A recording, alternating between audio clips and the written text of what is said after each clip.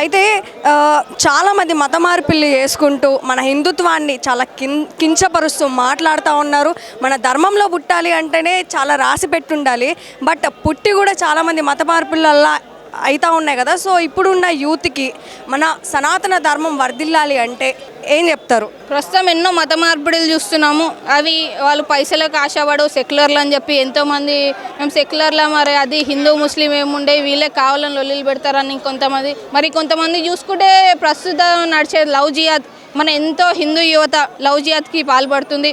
ఆ love జిహాద్కి పాల్పడడానికి main reason వాళ్ళ parents మనం వేరే మతాలు చూసుకోవచ్చు, వాళ్ళ పిల్లలు పుట్టంగానే వాళ్ళ ఖురాన్ గురించో బైబుల్ గురించో చెప్తుంటారు. కానీ మన హిందూ పేరెంట్స్ మన ధర్మం గురించి చెప్పడం వదిలేసి, మన భగవద్గీత గురించి చెప్పడం వదిలేసి ఈరోజు రేపు రీల్స్ అని చెప్పి ఈ సినిమాలు ఆ సినిమాలు అని అడ్జేస్తున్నారు.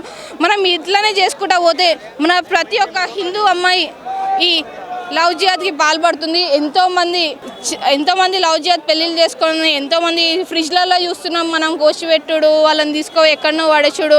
మళ్ళీ రీసెంట్గా ఎన్నో కేసులు చూస్తున్నాం, కుక్కర్లలో ఉడకబెట్టుడు, ఎన్నో డిఫరెంట్ టైప్ ఆఫ్ చూస్తున్నాం.